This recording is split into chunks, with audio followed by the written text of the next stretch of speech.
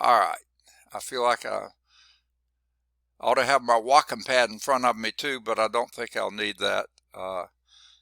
So let's see. There. I think this is it. That's not it. Okay.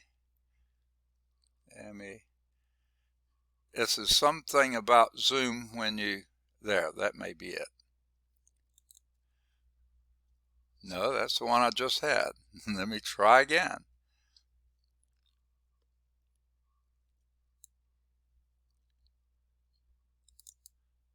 That's it. All right, good deal. All right, and Cicely, do you have everybody here so far?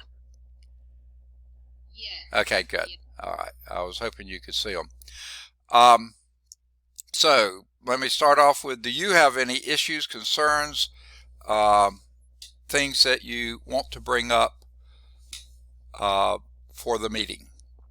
I want to give y'all a chance to do it before I put you to sleep and you forget about it. I just have one question. This is my first time doing a mini term Right, math course. right. So is the final exam next Friday? Is the final exam just one day, or is next week final exam week? Okay. No, it's just the last day, and it, I know they put on the calendar. It's, I think they put on there it's Friday. Well, guess what? If all the students taking a mini-term course all have their exams on Friday, they may be overlapping, and the instructor may be teaching at the time that they were teaching on a Tuesday Thursday class. So I don't know, Dr. Pruitt is probably going to fire me if I say this, but I give it on my last day of class, which will be next Thursday, and that's when I'll be doing my final. Okay, because otherwise it's chaos. Students, are usually working on Fridays if they have Tuesday Thursday classes. It's just almost an impossible situation to try to do all the exams on one day. So Yeah, we get a faculty the ability to choose for based on the academic calendar. That was the only day that was available to put it. But I always let faculty know it, like Dr. Fowler said, you can give the final the last day of class. So you have that leeway to set it up to give it what's more convenient for you and best for your student. Okay. and I can't recall, but usually grades are due in Monday by noon. Is that right? Or I haven't looked at it I to have see. to check the date. It was either Monday or Tuesday. Okay. I know. Right. Okay. Yeah. W- On Friday. So just check, but you'll be okay. Okay. Okay. All right. Good question. Any others? All right. Well, we are, as Cicely has already mentioned, wrapping up the first mini term. And she's had a very good question there. Dr. Pruitt, again, let me pull you in. Okay. Have they brought out the student course evaluations for first mini term classes? I keep asking my students and they haven't seen them. I thought maybe they just sent it to students and not to faculty. I don't think it's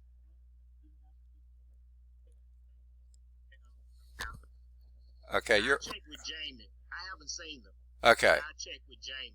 Okay, is Jamie the one who does it? Yeah, she normally is the one who put the evaluations out. Okay.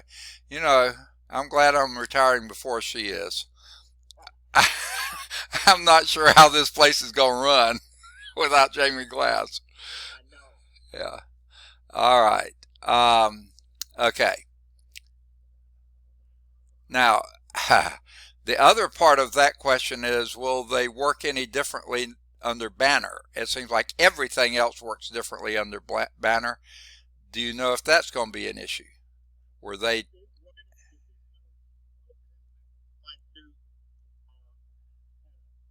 They're gonna keep the same format that they had. right?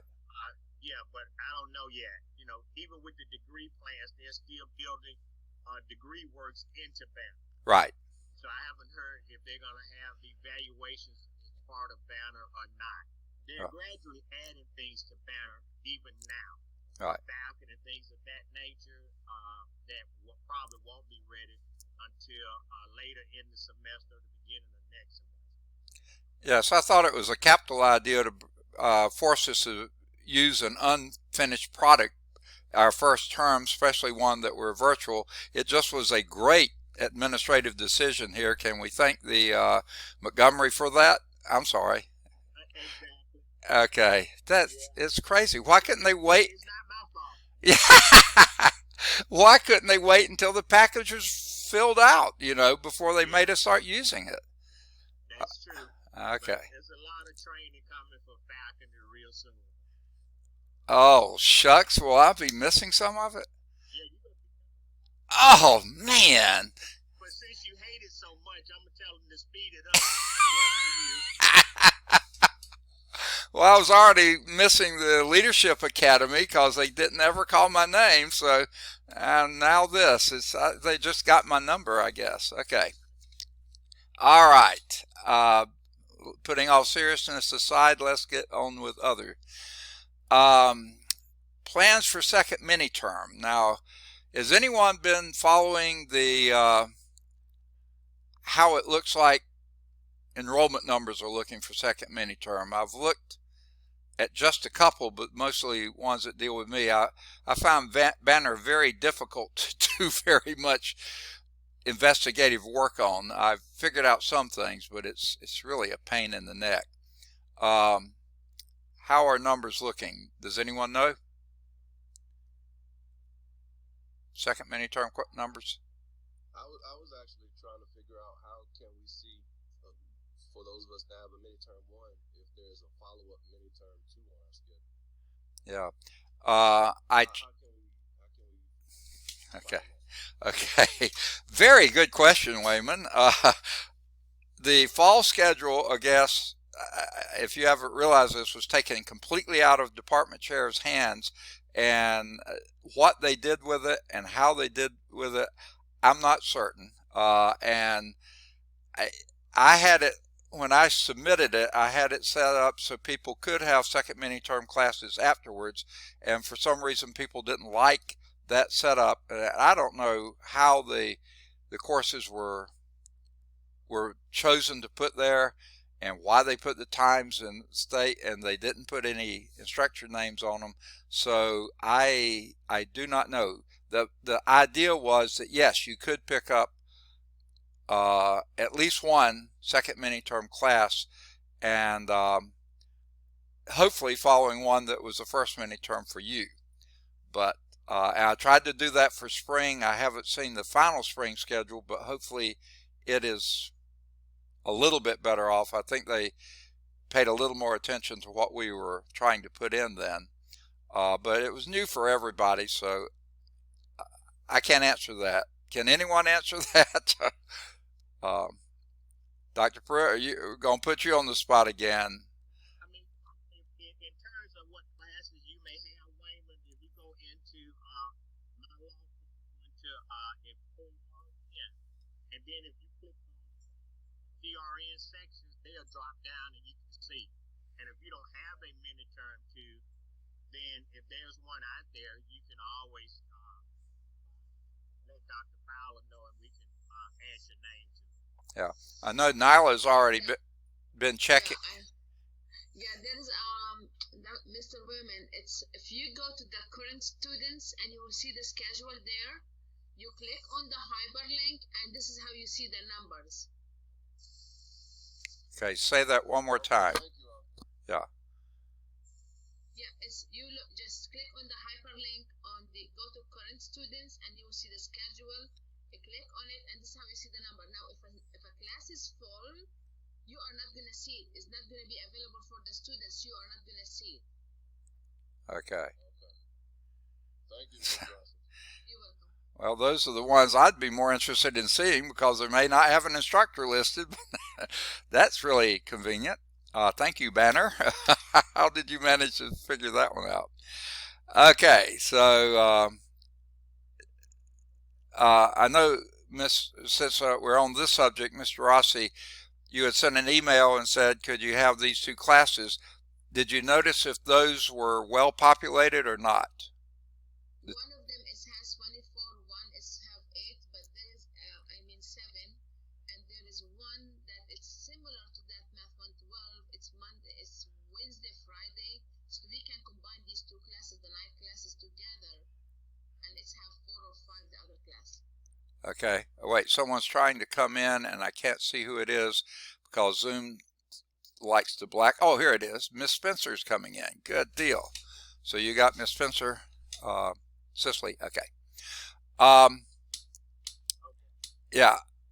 In talking this week, talking since that I responded to your email, I found out that we are supposed to limit to just one overload per faculty member. So, Mr. Rossi, if you'll just pick which of those two you'd rather teach, then we'll need to find others to do the other, because we're, from what I understand. I will do the Math 100. Okay. If you will communicate that, Okay. let me see if I can remember her name, Miss Cassandra Guire something another. I don't know if I've said her name correctly. She is the inputter that's handling math. I copied her, I sent it to her, your request. So if you'll find that email that I responded to you, Yeah. okay, yeah. If you'll go back to her and tell her which one you want to be on and to take your name off the other one, in case she's already put it on. I don't know if she has or not. Okay. All right, good deal. Now, when I know this week should be the week for registration for first mini term, will the drop ad go, what, 1 or 2 days into the following week? Dr. Pruitt, do you know that? I'm sure they will extend it. I found out some of your students, if they're trying to sign, I had one student tried to sign in. It's a block. If they're in a mini one, they've not been able to go to a mini two. So if we're finding that, they need to contact admissions to give them the CRN number, the one they're trying to go in. Or if you have an advisee that tells you you can't sign in for a mini term two, just call Lori admissions and give them the student A number and the CRN number, and they'll put them in for you. Okay. Why does Banner do this? I don't know. Goodness gracious. Who chose? Alliance used to at some time, if you were in a mini one, they had to fix Alliance to take that block out so kids could sign up for a mini one or a mini two at the same time. So, with Banner, they're working out the glitches with it also. Yeah. Some students can sign in and some students have had issues signing in. Well, I've had some students in my mini one class said they registered for both at the beginning of the term and are in both. I haven't checked. Yeah. That's what I'm saying, yeah. For some reason, some of it works for some and not others. So, you may have a student or two that may need just a mini term too. Okay. Now, the little knowledge I have of computer programming, I don't see why it's working for some and not working for others. That sounds like a really serious flaw in the program, because it should be completely good or completely bad. I don't see why it should be a mix-up like that. So, yuck, this is scary. I'm so sorry to be leaving. Okay. Let's see. Yes. Students who are new to campus, like our 098 students, and maybe some 100 students if this is their first semester. Right. This week I realized that a lot of people were confused about what mini term means. Right. I know it's late, but I just realized that, and so I had spent one whole class period explaining like what mini term is and how they can register for either the next mini term 100 Right. class and what that means, or they can register for the spring semester, 100 class. So it may be worth it if you have brand new students to kind of go over that again, because it sounds like they didn't realize that they were not understanding what mini term meant. Right. Now, I know you are also a FAME instructor. I don't know if you're doing an orientation this term. Is that kind of stuff addressed in orientation?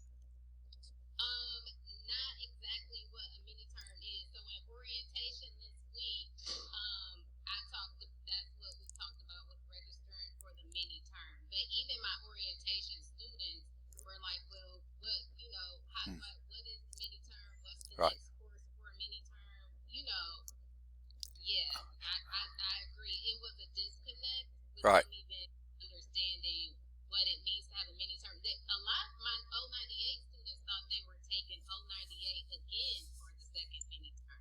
Oh. And I tell them that no, you were registered for the next, like the 100 Math 100 Yeah. course. Or, yeah, you are taking it again. No, I'm just kidding. Okay. Yeah,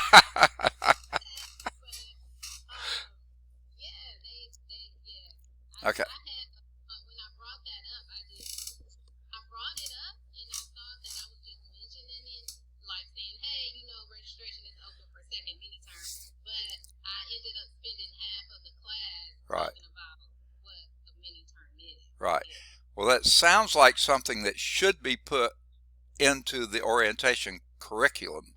Would you be able to feed that? I think, Darlene, you're also a FAME instructor, and I can't remember how many others of you are.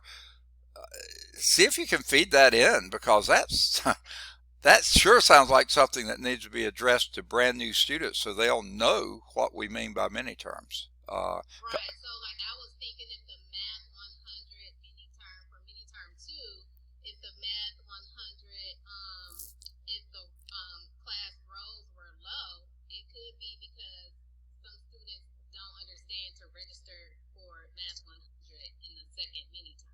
Okay. So please, all of you who are teaching first mini term 098s, please get that information that they can sign up if they're passing, and hopefully most of them are, for the second mini term Math 100.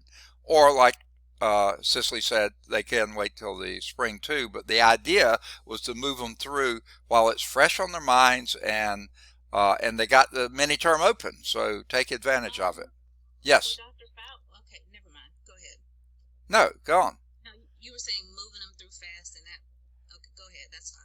Yeah, I was just going to say that the idea was those students who are doing well in 098, good idea to move on to 100 while the material was fresh on their minds. And for those who are not doing well in 098, then to let them know they have the second mini term to work with instructors, either their instructor or another instructor, to try to, and this is the other thing I was going to do here, 098 instructors, if students are making reasonable progress but not going to pass, please consider giving incompletes. That's what the whole setup for the second mini term was, to give those students an opportunity to complete what they need. Now, it was brought up to my attention, and I think maybe this had been addressed before, but it sounded like the person who brought it up didn't understand this, that of course adjunct instructors, Angela here, okay, are not paid to do second mini term tutoring. So be prepared, you full-time instructors, to absorb some of those students who need just a little bit more help to clear the incompletes and be ready for Math 100 in the spring.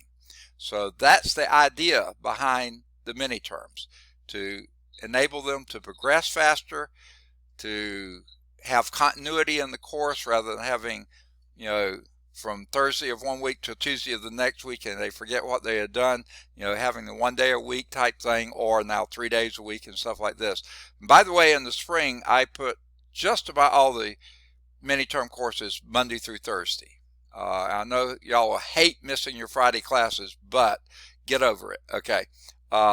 So that way they'll be there every day, and hopefully it'll be reinforced a bit better. So full-time instructors, make yourself available for, especially if you have some free time, because you had 2 or 3 first mini term classes, may only pick up 1 second mini term.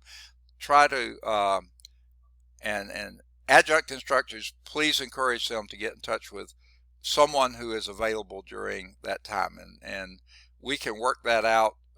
If you'll email back and forth to some of the full-time instructors, and see if you can work out times and schedules and things for them to work with your students who may need that extra help. That was a lot. Question. Yeah.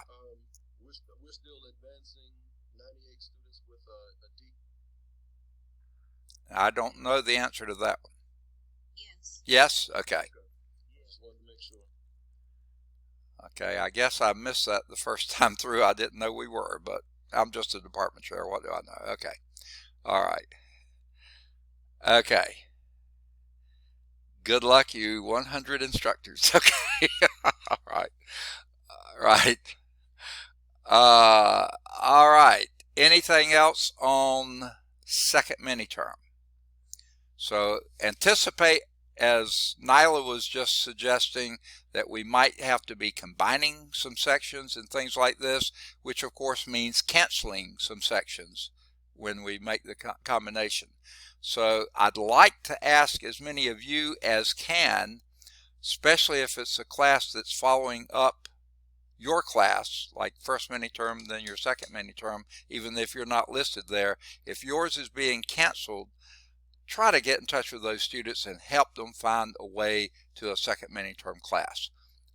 It's far better if we get them into a class that looks like it is going to make than for having them just cancel the class and then we might not be able to even locate those students again. We don't want to lose students. I've heard a series of conflicting things, and I think I understand now. Of course, everybody was worried enrollment was down, enrollment was down, enrollment was down, and then I was talking to Dr. Davis. She said, no, I saw the email. She says, surprise, surprise, our enrollment's almost matching what it was last fall. So good news there. And then the next thing I heard, they were removing no shows and unpaid students, and suddenly, whoop, there went our enrollment again. So now we're way below what we need to be. So we need to hang on to all the students we can. Those that are borderline students that we want to clear those incompletes, those students who are finishing 098, get them into a 100 section, or encourage them to pick up something if they need it for financial aid purposes. I imagine they're okay there. But let's not lose. Let's hang on to students as well as we can. Dr. Fowler, Yes. is there a way that instructors can distinguish registered students from, students who haven't paid from students who have paid? So far, I have not been able to detect that. I thought at one time registered and there was two different things, and I found out no, that meant one was registered and one was computer registered. And I thought maybe one of those was paid and one wasn't, and I heard no, registered meant they went through the registrar's office, computer registered meant they did it on their own. But no, there's no way that I know of, now maybe Dr. Pruitt knows, to identify who is an unpaid student. There used to be asterisks, but we don't have those anymore. Yeah, I think that's the issue, because when instructors know that difference, we can, target students who haven't paid and tell them, and just let them know they haven't paid, because sometimes this is their first experience in college and they don't understand the process just yet. They don't understand that they have to go in and maybe click on a button or something to complete their registration. Right. Again, I would hope that would be something that, and Dr. Thomas, you're also a FAME instructor, or used to be anyway. I would hope that would be something that's addressed in orientation, either the ORI 101 or the orientation earlier, but I know they're hit with so much stuff so fast, so furiously, they may miss some of it. But no, I don't know of any way in Banner to distinguish a paid from an unpaid student. And again, I think Dr. Pruitt was going to say something and I interrupted him. Is there any way? Oh. Okay, I can't hear you, Dr. Pruitt. I was just saying, if students want to know if they completed the registration process, they can go in on the My Lawson student login, and they can click on their financial status, and it'll let them know if they have or have not completed the registration process. Okay. So the link is there for the student. for the students, but faculty have no way of knowing that. Is that right? If you know the student's A number, and you can go out and look and pull up their information also. Okay, But you need to know the student A number. yeah. Yeah, but you can. I tried that, Dr. Pruitt. It's not going to show you because a student did not know how to tell if he was completed registration or not. There's a link up there. There's a link for them to click on, and it tells them that this has not been completed yet. And, Yeah, I sent him. Financial aid sent out an email walking the students through that process. Is there a way that someone from some office can send all the students who haven't paid email saying they haven't paid? They did. Oh, They okay. send them. Yeah, they send them that one. They send Yeah, them they that. sent it So to alert them. Okay.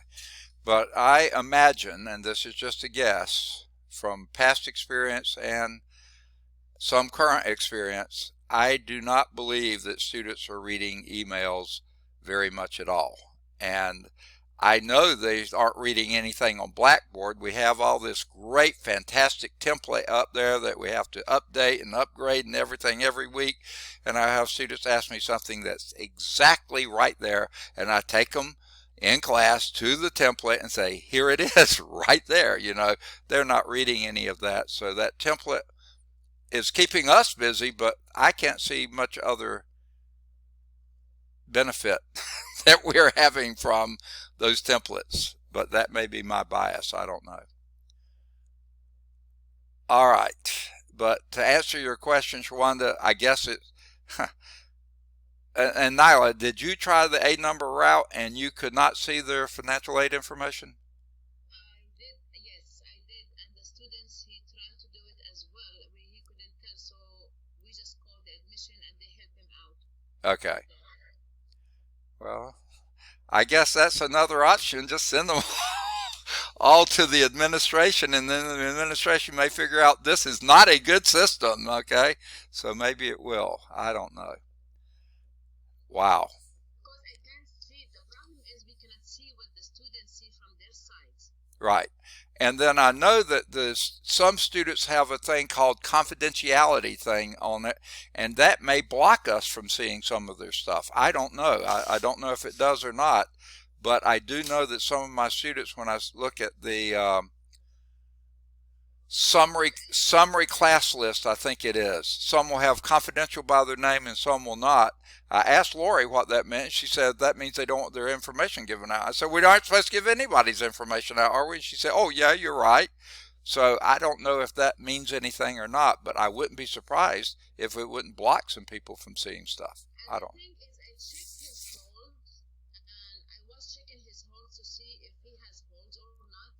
So is the Dr. Brownie, Dr. Referral, if a students have hold from their financial aid, does it going to be shown on under their A number or not? Okay, Yeah, once you click on the advising and you go over. But can you see the holds if they did not complete the registration? If there's a hole, But that's true. Okay. some of them will. Some of them say it's a business hole. Some of them may say it's hole. When I see it, I tell them it's all been there. Okay, Charles Tyler is coming in. Cicely. Okay, now Dr. Pruitt, I think you must have, like I do, a directional microphone, because when you move your head a little bit, we lose you completely. Oh, I'm sorry. Yeah. I'm sorry. That's all right. You can look at and see, but now some holes would not prevent them from registering. If you click on that and look at the student status, if it says this student is clear and they can register no matter what the hold is, they can still register. Now, if it's something that says inactive, that's admission, and some of them may say financial aid. Now that would be past term financial aid. It wouldn't be whether they paid this term. No. Right. So again, the issue of discovering paid and unpaid students, it sounds like individually every student a number entering that way, which I have some classes. I have one class close to 30. It lost a few with the no-shows and financial aid or not paying things, and then a couple that are very close to 20, and then others. And to go through all those A numbers and see if they do, I don't have time for that. So I like Dr. Thomas's idea. Maybe if whoever is sending this stuff to the students, I don't know how we could filter it so you only got to see your students, but if they could send us class by class, okay, these students haven't paid, that would be great, but that may be an awful lot of work on them too. I don't know. The banner doesn't seem to have a very easy way to do some things that should be very simply done, it seems like, but maybe I'm wrong. And maybe we just don't know yet. They have access to Argo, but you can go out there and look at the enrollment for midterm too. I see Aisha has 35 students in her class, 25 paying. Latasha Thomas has 12 that were paying. So the numbers are out there on Argo that they can go out and look at math, and that'll let you know all the midterm classes and what the numbers are right now. We don't have access to Argo. Can someone send us a link to Argo? Yeah, I can forward it to you. I think, but Jamie may have to get you all, you may have to email Jamie. Sometimes they may have to put your name in so you can get in. Yeah. For some reason, they didn't even want. It seemed like to me they didn't even want department chairs to have access to that. And then when finally it seemed like there was just too overwhelming, they said, "Okay, yeah, give it to them." So I don't see why everybody. I mean, what is it? I mean, is it I don't know, Doc. turf wars or something? I have no idea. What's coming out of Montgomery, I don't know. But if you email Jamie, if she can't give you access, she can send you the report. Dr. Fowler, Dr. Pruitt, I was given a test, so I couldn't say anything. I believe someone said something about we can only teach one overload. That's what I heard this week. And that's for every single instructor. Well, I guess until we completely fill everybody we can, and then we start begging people to do a double. I don't know, Dr. Pruitt. Do you? I mean, you can, if there's a need for an instructor to do a double overload, that's fine. But the first thing they normally ask, do you have an adjunct who can teach it? Mm-hmm. And if you have an adjunct who can teach it, then you can default a double. Okay, so is someone going to teach my Math 100 mini term 2 class? Because that would put me over one overload. I mean, And I guess I need to know now, because I'm not trying to teach a class and I get paid for it. no, if you want the class, keep it. I'm not saying you can't have it. If you talk to minute one and you get the same set of students, Well, no one's getting the same set of students because, our students there are only 5 students who are mini term 098 students in taking, and only maybe 3 or 4 in the other mini term 102 class that have taken mini term 098. So it's not that type of situation. I just know someone said that we couldn't. Was that Dr. Fowler? So do you need to give that course to someone else? Okay. Just speaking from administration, it has always come down. If you don't have to give a minute to, they prefer faculty not doing a double overload. But in the past, we have given it to them because we haven't had adjunct. I'd rather for you all to teach it because we cannot to adjunct to go over the number of hours they can teach a semester. Yeah. And we lost Dr. Briggs, we lost Mr. Harris, and I will be gone in the spring also. So we're down 3, and I don't know that we have that many that many adjuncts. Miss Spencer, are you ready to teach 15 classes or so. I don't know. I mean, you know, Dr. Fowler, you're not teaching any in the spring? no, I'm retiring this 1st of February. Oh. Yeah. So, Ace, if you got a minute term, as you know, far as I'm concerned, keep the minute term too. I mean, we just got to keep it going. And I'm Mr. Tyler here. Whatever y'all need me, I'm here. Does anyone want to teach it? Okay. It's good to hear that you're back. I heard you couldn't teach this first mini term, but you can teach second mini term, Mr. Tyler? Yeah. Especially if it's a class I'm qualified to teach, I'll be more than happy to do so. Yeah. Okay.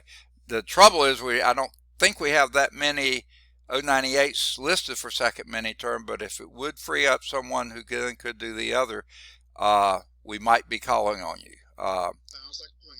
Yeah. I'm here. Right. Okay, thank you. Sorry about that. Yeah.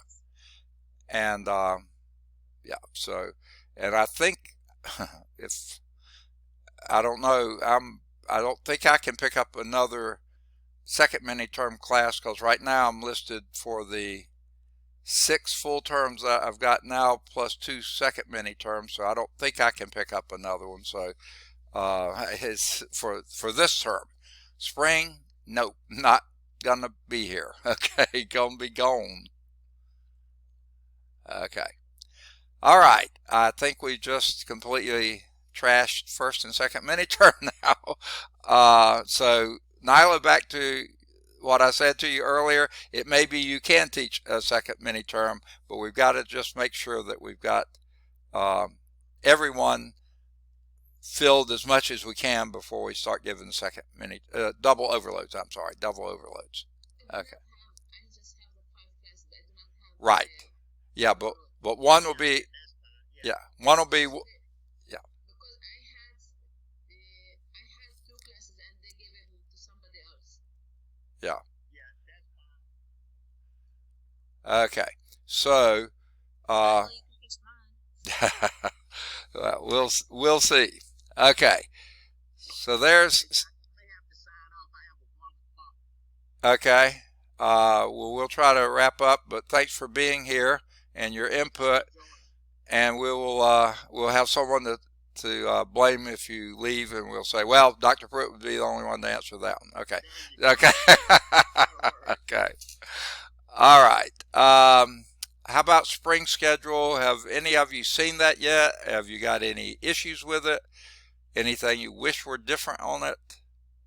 No, sir, I haven't seen it. I tried to go online and look at it, but all I could pull up was summer for some reason. Okay. It's not out there yet. Okay, it's not out there yet. Okay, I knew we had a huge rush that we had to have it in, so it's good to know that that huge rush was weeks way too early. Okay, so anyway, we don't know yet, so keep your eyes out for that one. Now, has anyone heard about planning hearings? Dr. Pruitt, before you go, let's get that one in on you. If we do, it'll be through Zoom, but right now, as I know, I don't think we're going to do them this summer right now. Right. And what I did hear in the summer is that we would include summer term in the hearings that we're, oh, here's Aisha coming back in. She must have had to bump out. I think that's a bad idea to include summer, because then you're comparing apples and oranges, you know, because you'll have 1 3-term and 1 4-term, and then next year it'll be a 2-term. So I think we need to stick with, like we've been doing, summer, fall, spring should be what we're comparing with the previous years. Now, that's not what I understood before, but if there's any input, but if no one's going to say anything, don't say anything. If we could skate by, we already have a lot of our work done. People send them to me in the summer because we're planning for it, so we've got most of that done. But if it's not going to happen, it'll break my heart, but I'll get over it. Okay. Now, I also asked Dr. Pruitt this earlier today. Has there been any preparation done or planning done to get a new department chair? Because I will not be here past 1 February, okay? gone, not here. And Dr. Pruitt said, who was it? Dr. Ward had said he wanted the people to apply for the position. Is that what I understood? I think Dr. They was trying to get the position filled this semester, and he was trying to get most of them filled before he retired. Okay, I'm not talking about the replacement for me. I'm talking about department chair. Oh, of course, department chair. No, not he was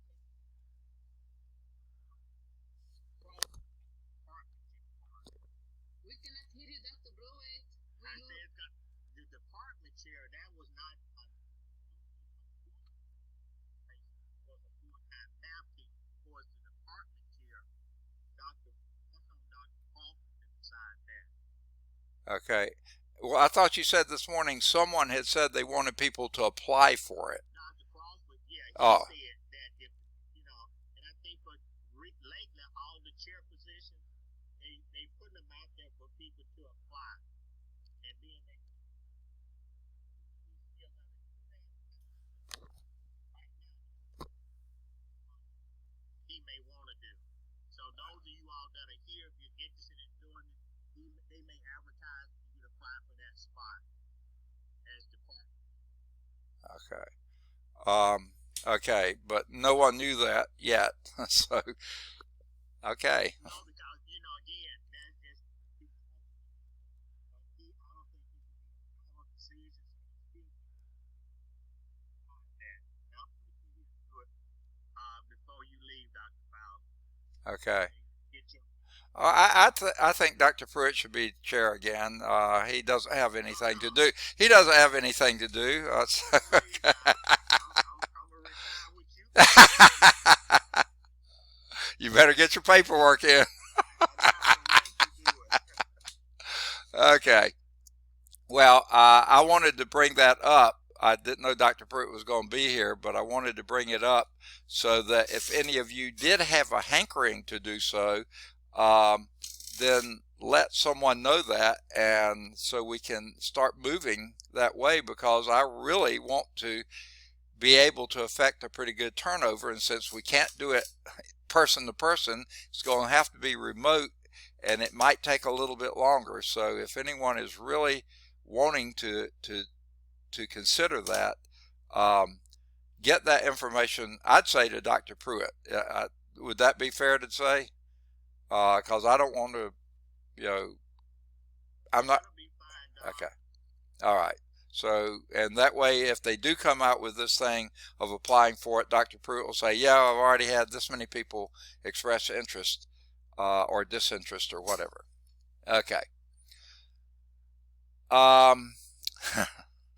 Boy, I don't know about this next one.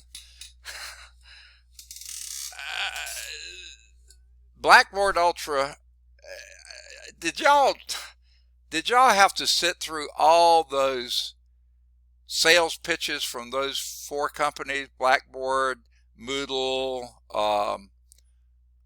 Canvas, and DS2 or something like that? That was... One, and I stopped.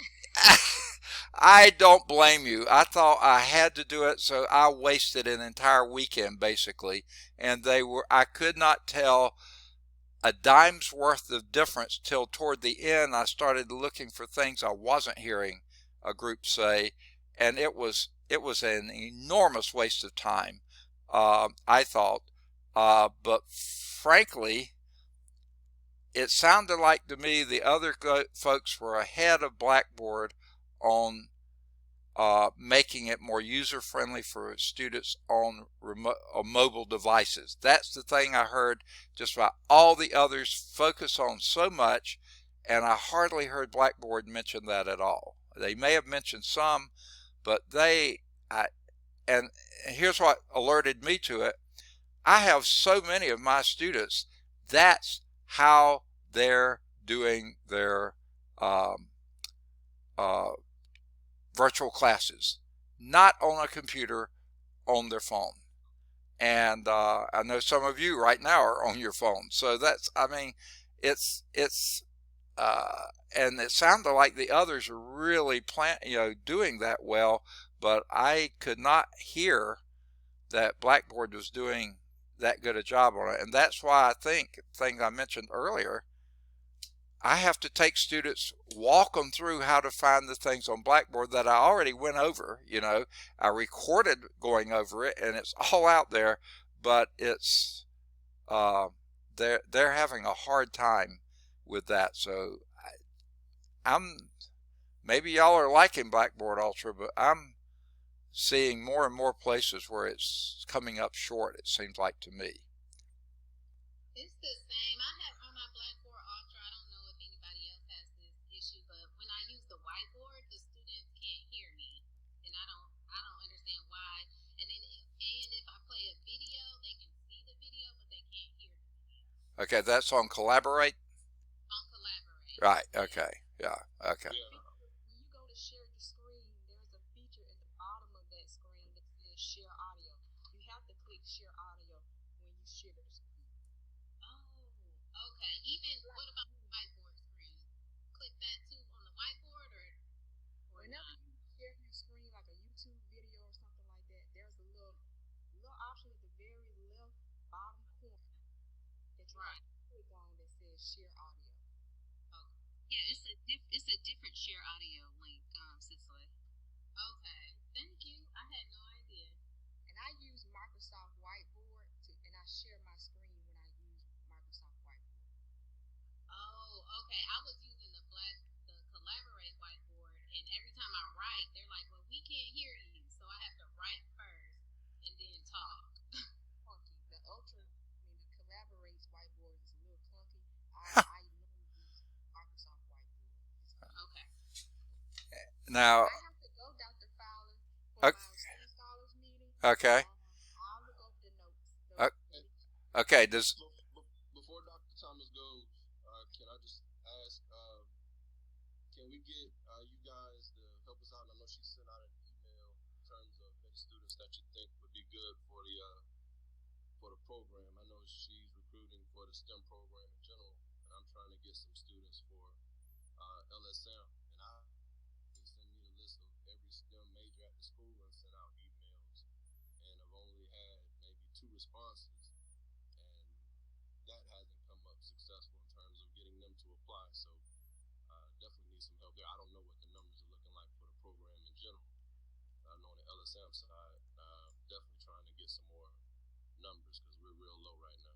okay, LSM, what's that? LSM. Oh, LSM, right, got it, okay. Lewis Stokes. Yeah, Lewis Stokes. Please send us. I'm pretty sure everybody has given first test out, so you kind of know who your best students are by now. So if you have STEM majors who are doing really well, please email us. Right. Did you get my students? I send them to you, Dr. Thomas. I think you did send someone. I think they're good. I forget who you sent, but I yeah. sent 2, 3 of them. They are in the math team as well. One of them, he told me that he's going to be in Trio, and I told him you can be on both. Is that correct? Yes. Okay, good. So I told him to call you or give you an email, send you an email, because he's going to be in Trio. So I said you can be in both. There's not problem. Well, send me an email with their names because sometimes they don't follow up. They say they will. Yeah. He's in my math team. I will keep asking him. Yeah, I'm gonna ask him for you Wednesday. Okay. I don't know if this. Name so I could track them down. Okay. I don't know if this is a conflict of interest. How about to send an email to them? I will add your name to my math team. How about that? Okay. Okay, I add it to you. Okay, I will add it in a minute. I don't know if this is a conflict of interest, but my son is a presidential scholar. He just started, and he's making straight A's now, but he's in the computer science program. Would he qualify? Yes. Oh, okay. Please. Good. Okay. All right. Well, his name is Cameron Tyler. If you need to fetch him down. What's his name? Cameron Tyler. Yeah, send me his name in an email. And then Okay, I'll do that. Okay. Send him to come to the math team too. We are. I will. all right, thank y'all. Sure. Okay, Wayman, yeah. Dr. Fowler, I know back with what we were talking about here in terms of starting 2 weeks ago, when I would record my ultra sessions, and then I'd post the link in the instructional materials document inside of our weekly folders, all of a sudden the links would not go active. You click on it and it say like the section is closed or time is expired or something like that. Yeah, I have the same problem as we started last week. Exactly. Yes. Yeah, But you and I'm did not you sure what that is. you have to Do it, you okay, go ahead. Mr. Wayman. Just go to watch it, open it, go click on watch it, open it, copy that link from watch it, and then you post it. Okay. Instead of so you all you saying is don't do the copy link. Do not put. Actually pull the video up and watch it and then click that. You will go watch it and open it, and then after you click watch it and it's fully loaded, after it's fully loaded, just copy that link and post it, because I had that problem. I reported that problem for Dr. James, and please email her you. So I did, and I never got anything back from her. Hey, She said she hey, looked wait a into minute. it. Hey, Yeah. wait. All right, so it happened to me, and you have to enable it for public view. Where? Well, when you go to your Blackboard Collaborate recordings, when you click on View Recordings, right, and you have a menu for each recording, you click on the little menu for each recording, the three little Right. dots, Right. and the option to enable for public view. But we never done this before. I never done this before. I saw that. That's what I'm saying. Yeah, it just stopped doing that all of a sudden. That's what you mean. Yes. Yeah, so yeah, that's just what I did. That's all. Okay. Okay. Okay, that sounds like that's Thank you, the fix, Mr. because West. Okay. the error message would read something like private, and I'm like, why is it Exactly. doing private? Yeah. So that sounds like that should fix it. I just didn't know why it was all of a sudden becoming private when first Me few too. weeks So it was who's the never an public? issue. Who's the public? Is the link that the public are your students, or is gonna be for everyone on Blackboard? This is what I was worried about. Right, but Blackboard Collaborate is separate from Blackboard Ultra, so they can kind of set up their own, have their own configurations, and so I guess with the updated version of Collaborate, they are just blocking anyone using or copying links and sending out links unless you personally select it for public view. So public view means anybody can open the link and watch it. Okay, so it's the three dots when you open up all your recordings, the three dots to the right where you would normally click copy the link. Yes. Hit enable. You'll see it. It'll say enable public view. The wording may not be identical to that, but it's very similar. Yeah, it's when you create it, you will see it. When you create it, you will see it. I saw that. It's just something brown in you, because this happened from last week. I couldn't share the link. This is the problem. Okay. So when I click the enable, then I can go back and click copy the link and post it. After that, okay. You can do it before. You can do it before or after, but that will allow the link to be viewed, by anyone that uses it. Gotcha. So you go to edit and you make it available for Republic, right? Yes, that's it. Okay. Got it. All right. Thank you so much, Ms. Lewis. Oh, you're welcome. Thank you. Oh, there's another problem. No, go ahead, Ms. Lewis. Go ahead. No, I didn't have anything. Okay. The thing is, advising students, we are locked down without a degree plan. I feel so embarrassed when a student's asking me what I still have to take.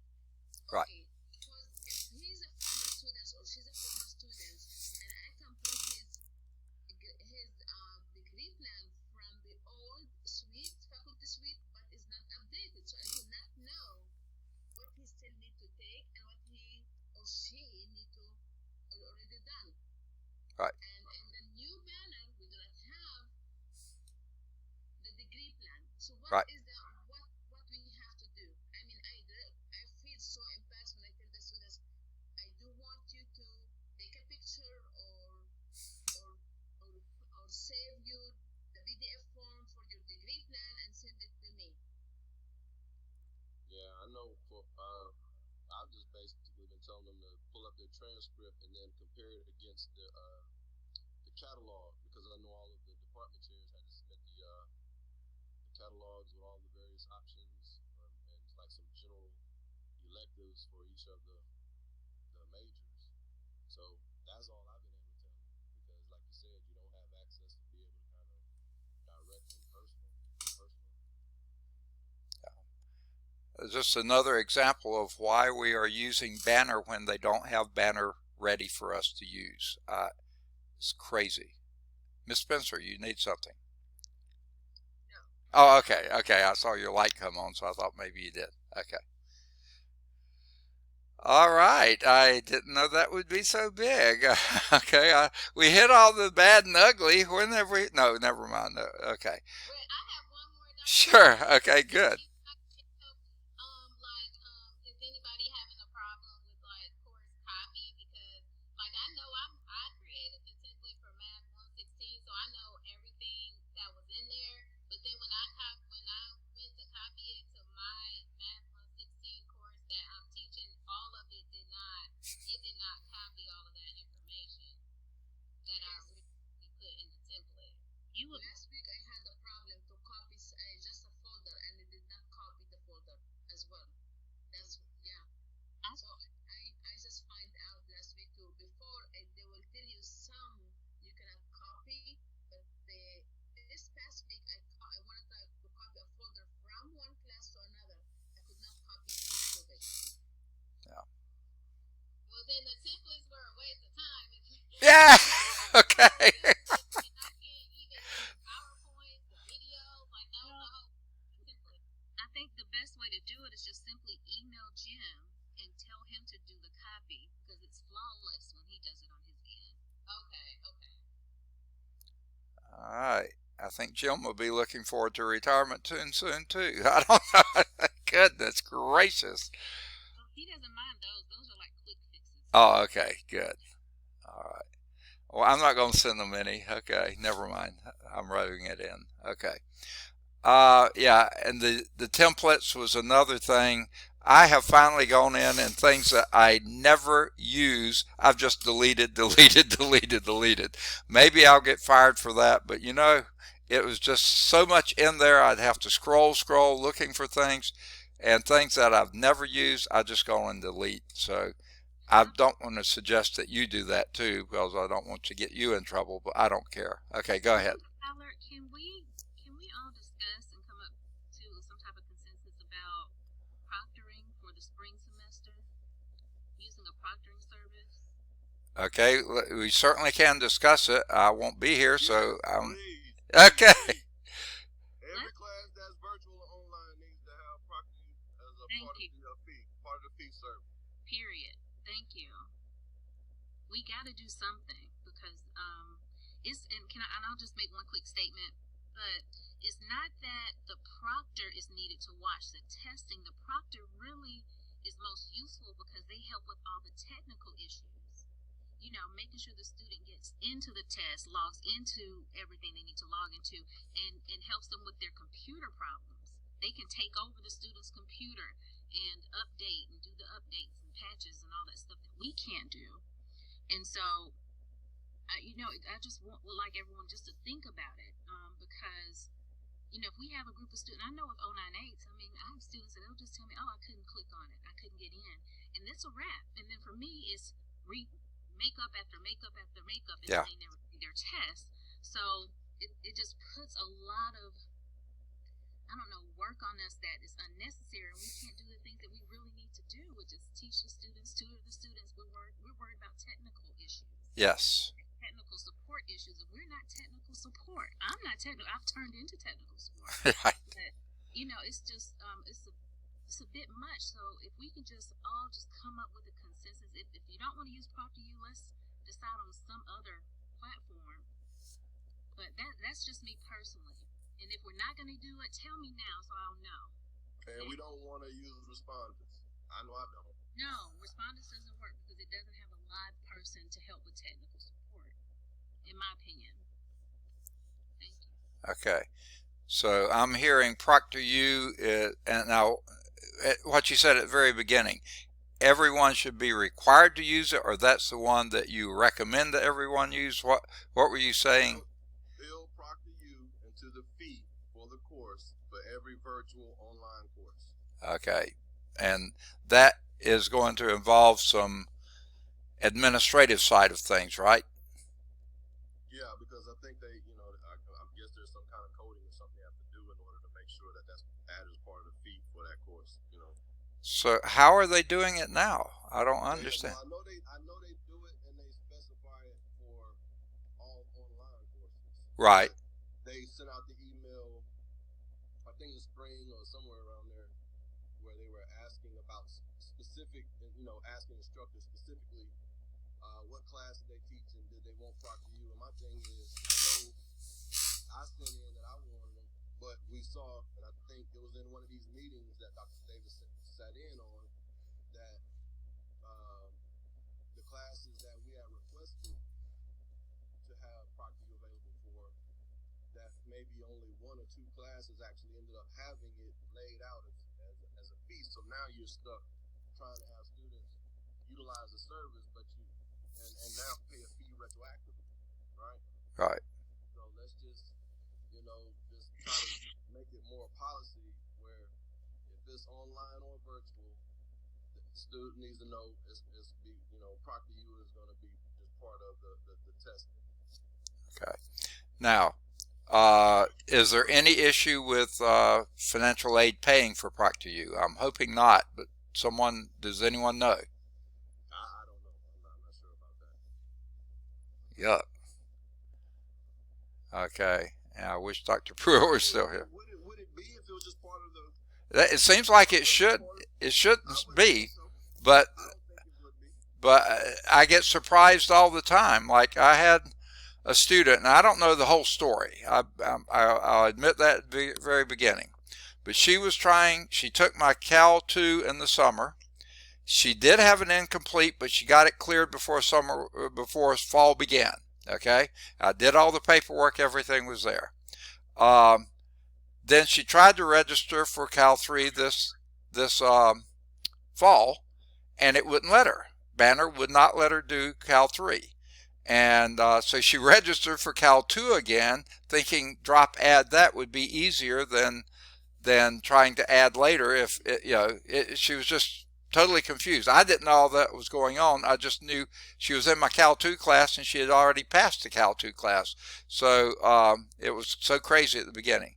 Well, ultimately, I found out that the banner was just randomly, again, it's not doing it to everybody, but just some students, it wouldn't allow them to take the next course. And it wasn't clear why. Lori said, yeah, we've had that problem with a lot of students. That's what I keep getting told. So they forced her into the class. They managed to do that.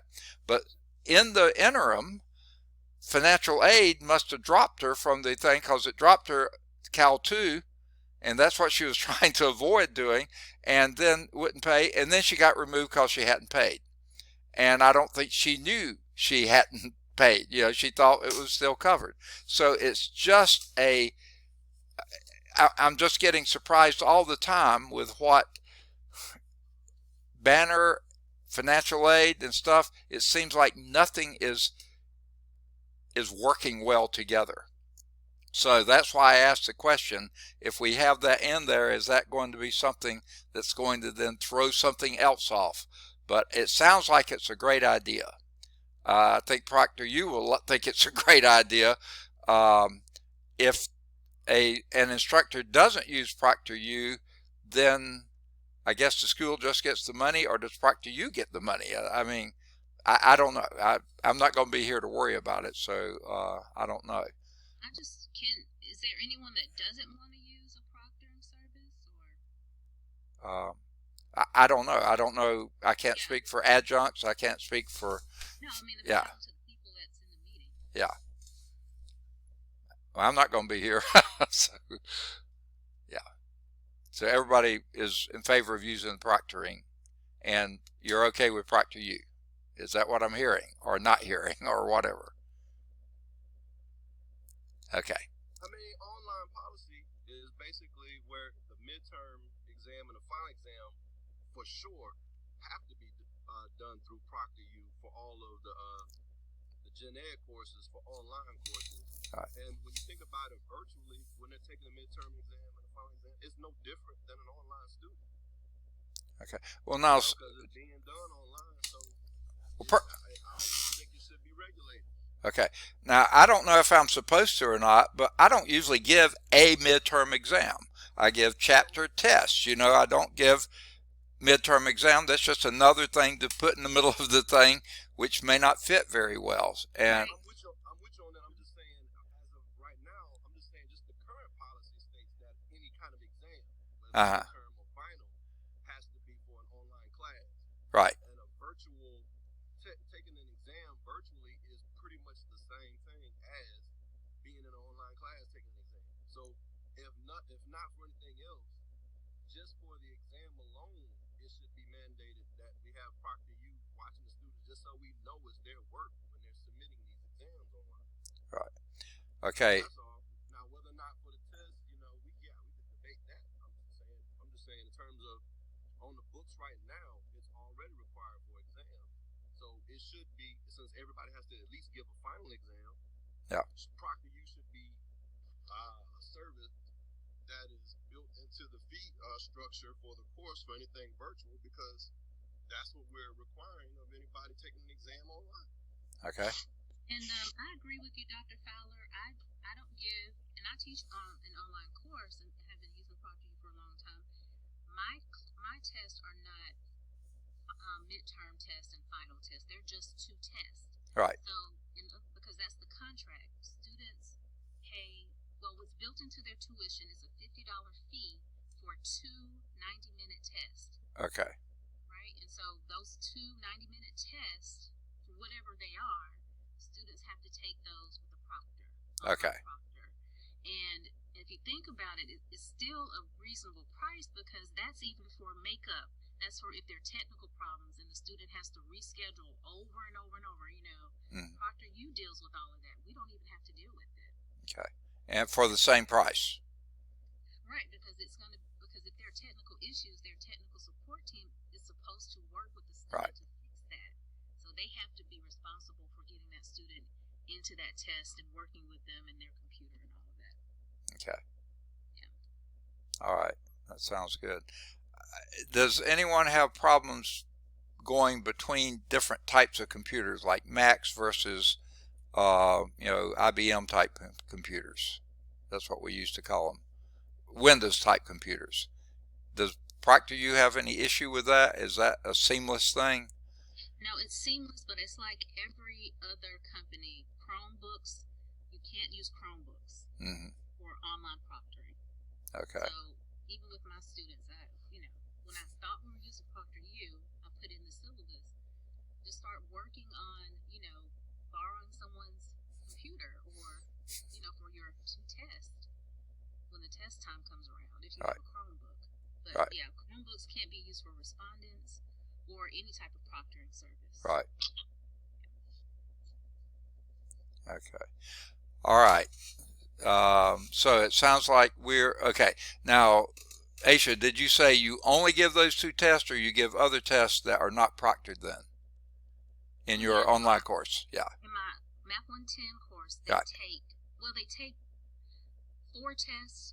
I call 3 of them tests. Right. The last one I don't call it a test because it helps their anxiety a little bit, so I call it something else. Right. But there are 4 tests. 2 are proctored, 2 are not. Okay.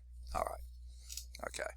Well, that certainly sounds like it's flexible enough that it should be something reasonable. And then so you don't have to give a midterm, but any other test you could say is, quote, the midterm. Okay.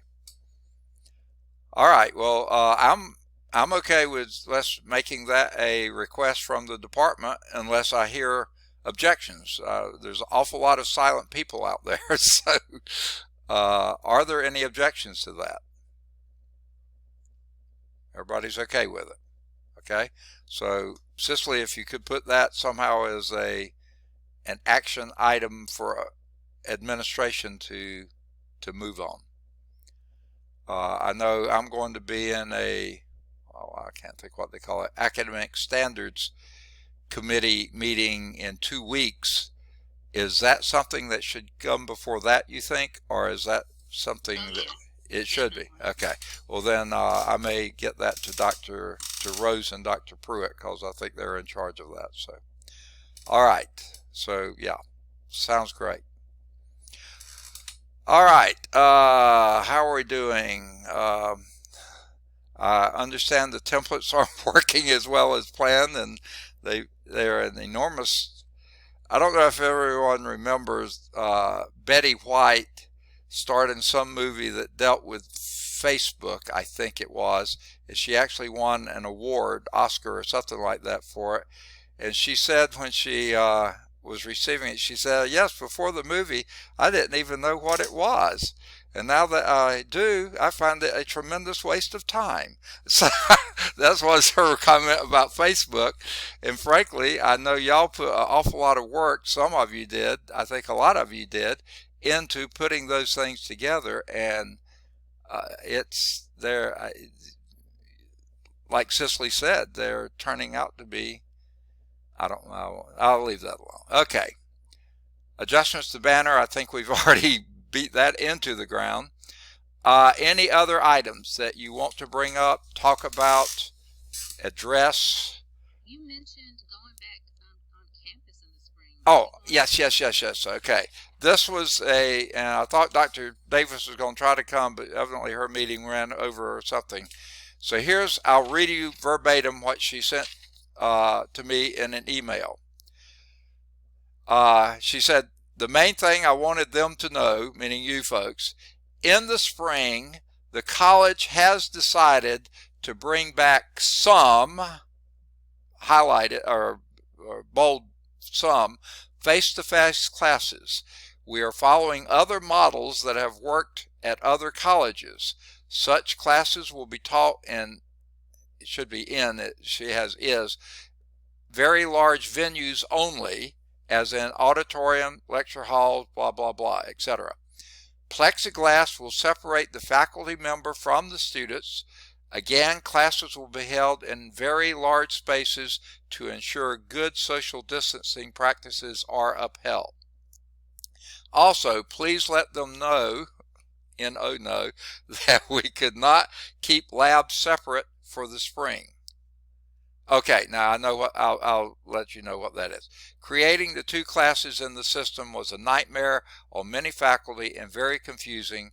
We will revisit them at a later time once we're fully back on campus." Now, what she means by that is developmental classes. You had two sections, 12 each. Now you have one section, 24. Okay.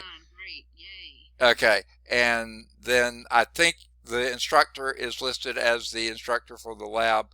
I don't think they have any place there for the an adjunct. Sorry, Miss Spencer. But the Math 099s, that's why Miss Spencer got a bunch of 099s, because she those aren't connected to the classes anymore.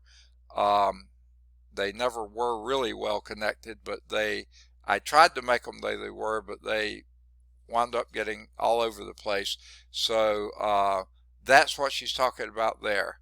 So I take it 98 is going to be a 5-hour class now. Okay, it's 5 contact hours, 4 credit hours. Well, As long as we're. Go ahead, Wayman. you know. Wait. No. I'm sorry. I know what you're at. No, it's a 4 contact hour, 4 credit hour class. Okay? Because, You're only doing lab for half of the class. no, you got 25 people in the lab. Because they changed this. I was not told they were changing it. I was told I went in and changed it, but you pick up any that I missed, okay, or something like that.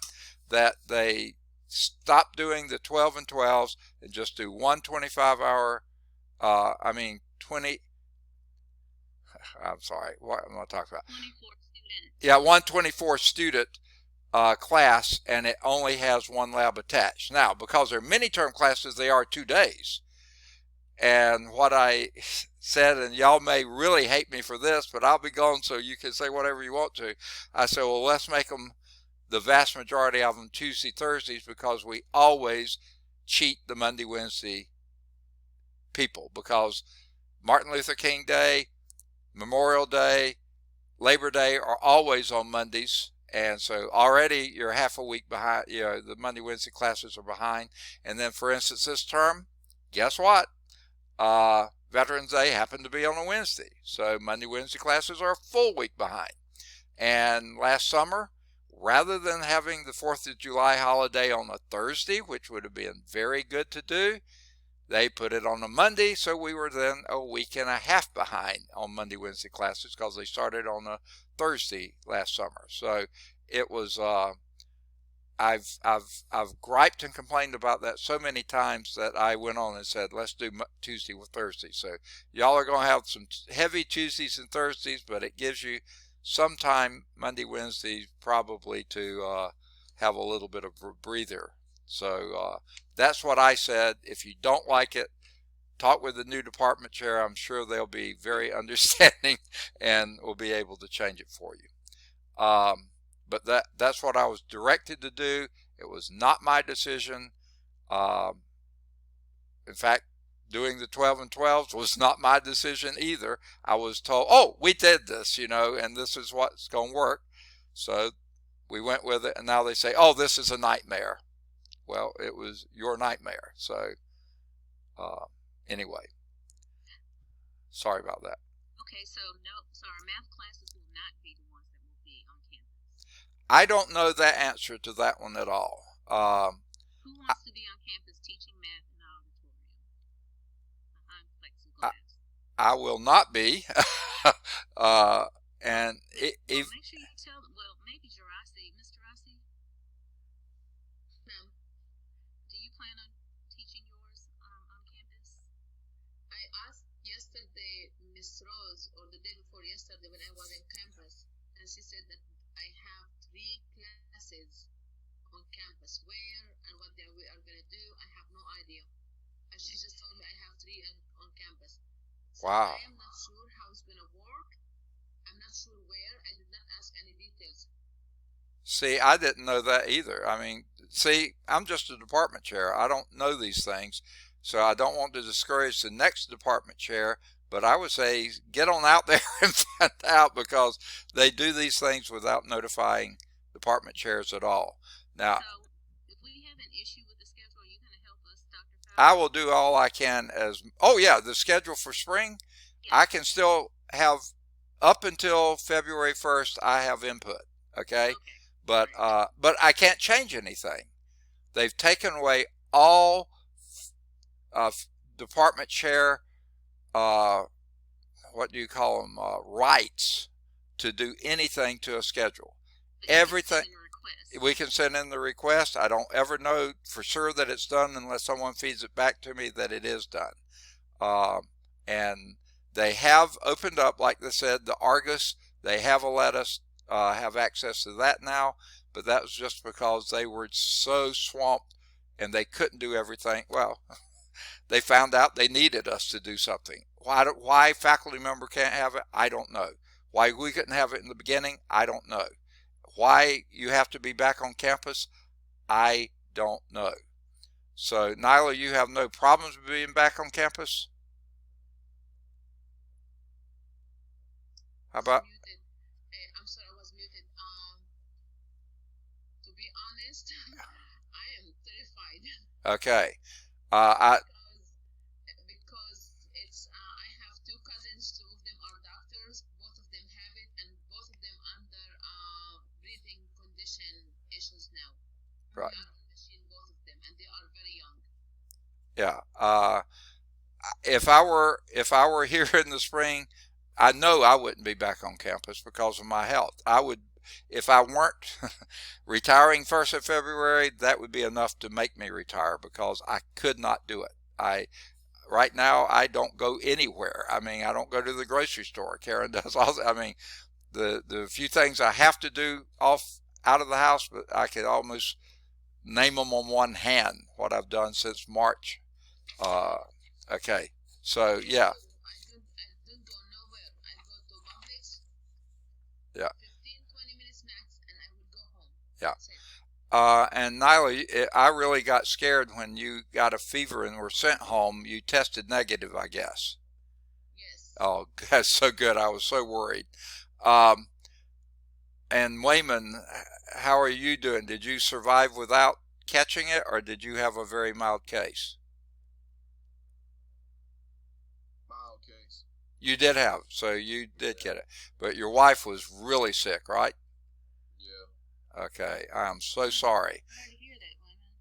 So, Okay. okay, so there is just a thing. What if they put you on campus and then a family member gets sick? Even if you don't, you can't go to campus. Okay, it's not allowed for you to. You have to be quarantined for 14 days. How do you do that? I mean, how do you tell students we're going to be on campus and then not be on campus? Exactly.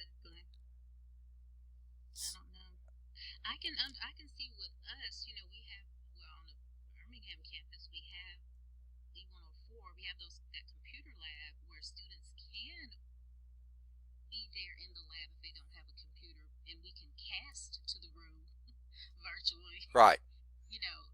I can understand students needing campus because they don't have the equipment at home, but And I pushed that from the very beginning. exactly. But as far as I know, that went nowhere. And maybe it's because I pushed it. I don't know. Wow. Uh, and then I was just trying to think. The big lecture room where speech usually meets, that would be one place that maybe they could do this. I can't think. Is one of the upstairs um, sort of a theater type thing? Is that, would that be acceptable? I've never been actually in that. I just see it from the hallway. Is that a big enough lecture room that they could do that? You know the room I'm talking about? It's on your side of the hall. Uh, Nyla and Aisha. You talking about the science building? Yeah, yeah, Oh, they'll probably use that for science classes. yeah. I know. Okay. They have speech, and they have anatomy classes in there as well. So Right. And on the Bessemer campus, there's that one big room, 204, no, 201, I think it is, that kind of could be done, but even getting students in and out of the class, Exactly. if you have, a good number of students in there, how do you do that? I mean, and keep 6 feet Airborne is apart. airborne. Exactly. And you're Yeah. breathing the same air, and I think everybody ought to still be masked. As far as I know, they're not relaxing that any.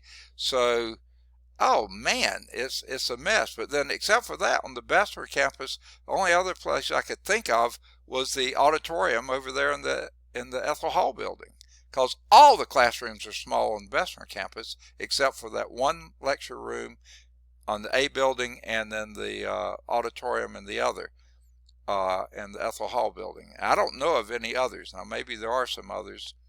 Maybe something in whatever the name of that building is, Jess Lanier building. But I thought that was off limit to us because workforce development or someone was using it. So I don't know. I don't know how they're going to do that. This was a shock to me. And okay, Darlene, I haven't heard anything from you. What are your thoughts on it? Darlene may have had to check out. I don't know. I'm here, Dr. Oh, Phil. okay. I would not be in favor of returning to campus to teach. Right. I really don't think it makes much sense for us to be on campus 2 days a week. I don't either. Okay, I'm so glad you said that because I could not believe they were doing that. You're not teaching, but you come on campus. And then when Nyla got sick, I went, oh my goodness, I was ready to blow the roof, but then I never heard that you had COVID. So if you had only had COVID, Nyla, I would have really put up a stink for you, but I'm glad you didn't get it. But I said, Dr. Feller, you should not see my face when he told me you are running fever. yeah. I was. Oh goodness, my heart would have stopped. I think, I don't know. I was crying. I said, I do not want to die. I want from everyone.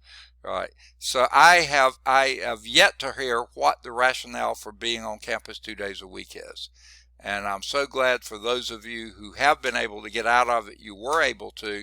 But that to me is some of the most ludicrous things. Because tell me, do you have to haul all your stuff home and back when you're teaching the same course on Monday, Wednesday, and Tuesday, Thursday? You have to haul it back and forth, back and forth. That is such a waste of your effort, your time. I was, again, just a department chair. I was not, didn't even know that was being considered. I was just told we are requiring it now.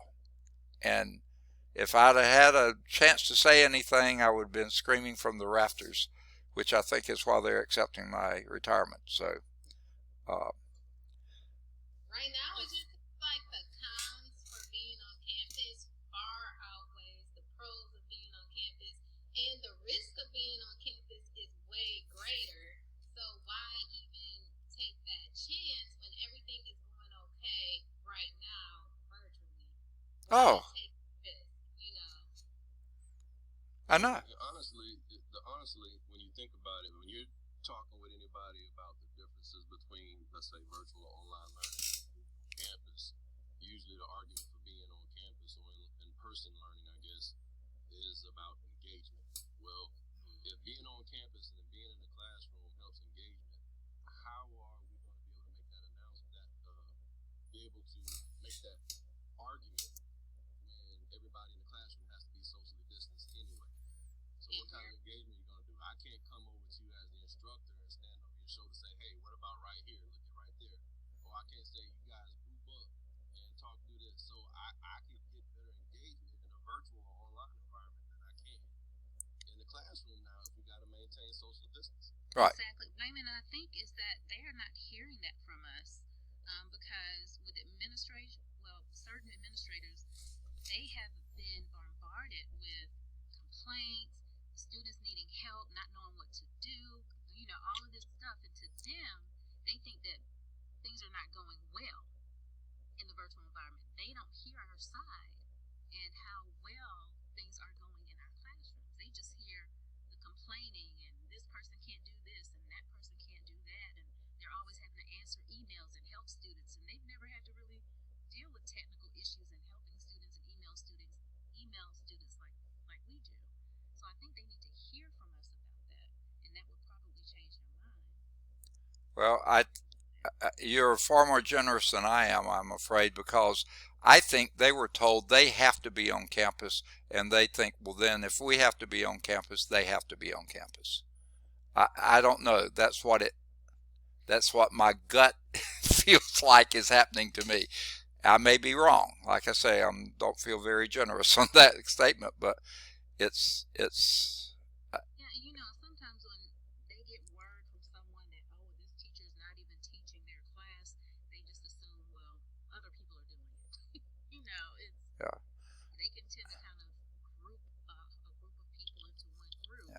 but they're not hearing that how we're able to engage our students more individually online.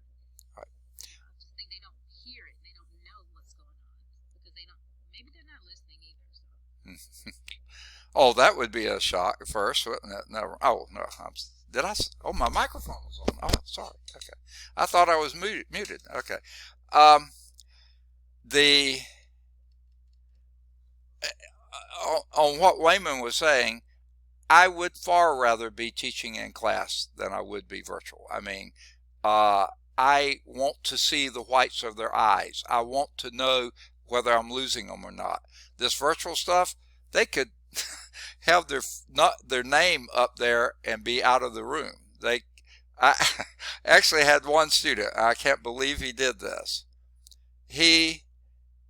One class, he sat there and ate a full meal with his camera on, and we all had to watch him eat his meal. And the next day, or one subsequent day, he laid down in his bed with his camera on, and we watched him lie in his bed to take the class. I thought, and then he complained that he wasn't able to hear me well, and I say, turn off your camera because you're taking bandwidth to do the video. And since then he's been pretty much good about, so I don't get to see him. But now I know he's still doing it. Now that I've seen him do it, I know he's doing whatever he wants to. So I'd rather they be in class. But I can't be in class. They shouldn't be in class. That's just not an issue right now. And I'm working myself to death, doing these virtual classes. I'm doing way more work because I have to print out everything they send me. I have to, Karen is complaining all the time that I'm never through, doing what I'm doing. Whereas before I could, so yeah, I'd rather be in class, but not under these circumstances. We can't be. It's not right. UAB is doing some things really, really well. And if that's who they're modeling after, that's, I don't know if we can afford to do what UAB. They have Bartow Arena that students can go to. They wired it for internet. They're doing things. I think Aisha's comment earlier on having the lectures piped into a room that they can be distanced from. They have a computer if they don't have computers at home. Yeah, that's what I said we ought to be doing all along. And they didn't like that idea. I don't know why. Okay. They don't want students on campus because they may spread it, but they want us on campus. I don't know. Okay.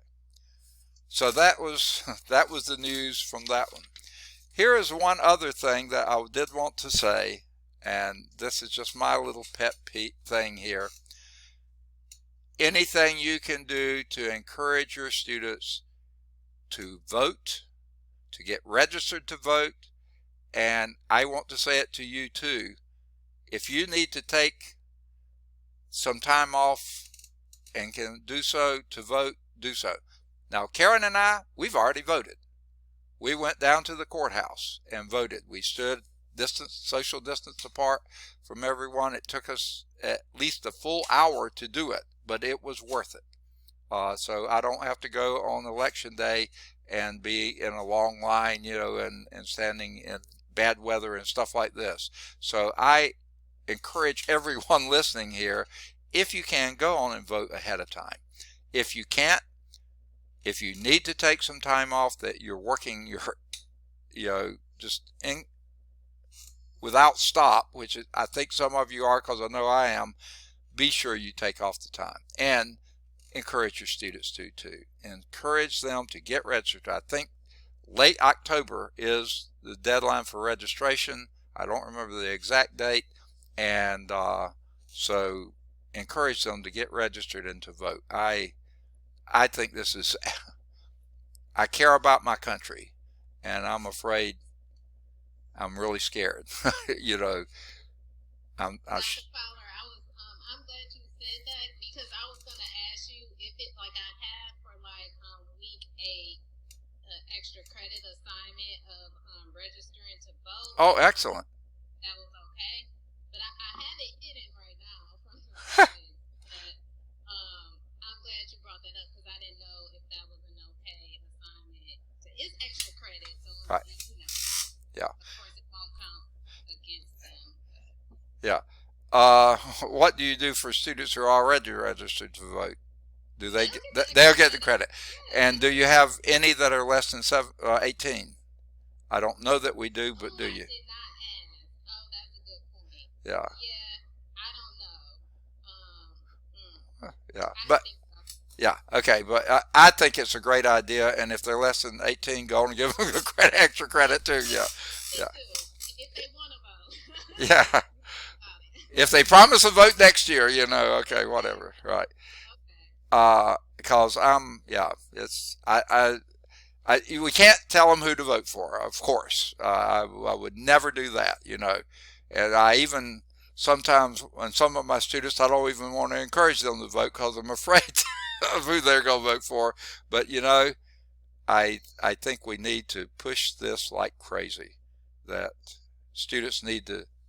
I don't know. That just to me is a really big thing. And I'm sick and tired of seeing numbers. We had a 43% turnout.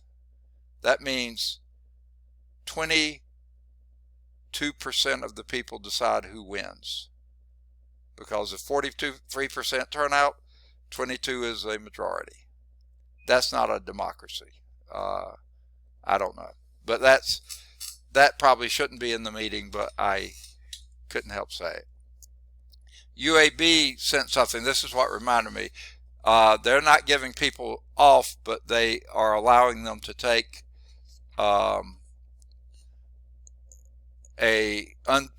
unpaid vacation or something like that if they want to, and they can put in and plan to do other. I say vote. Please vote, people.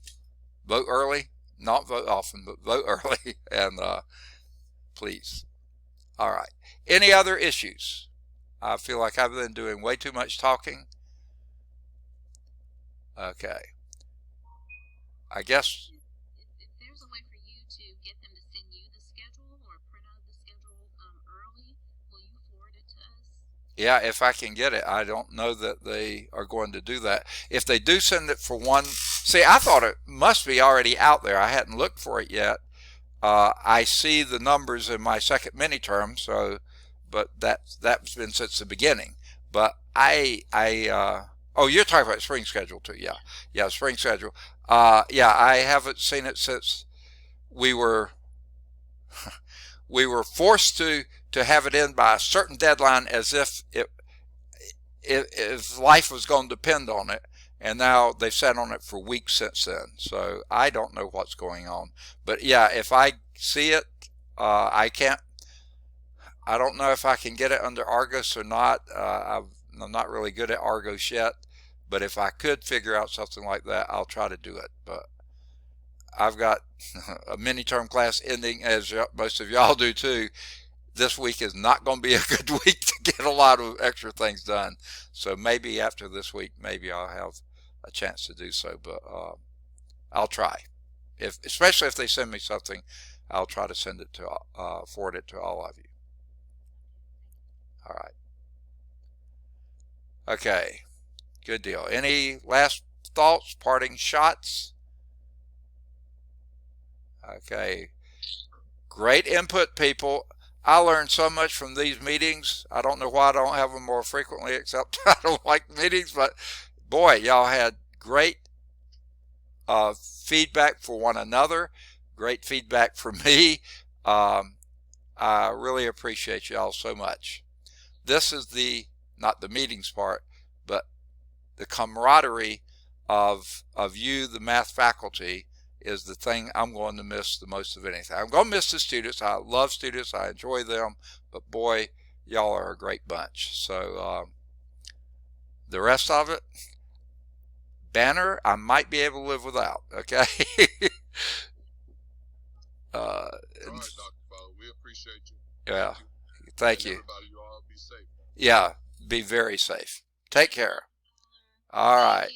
Oh, when do y'all want to meet again? Do we think we need to? Thank you, everyone. Yeah. Thank you. How about meeting again? Does anyone have any comments on when you think we need to meet again? I think everybody's left. Okay. Take care. We'll be in touch. Bye bye. Okay. Bye-bye. Bye bye.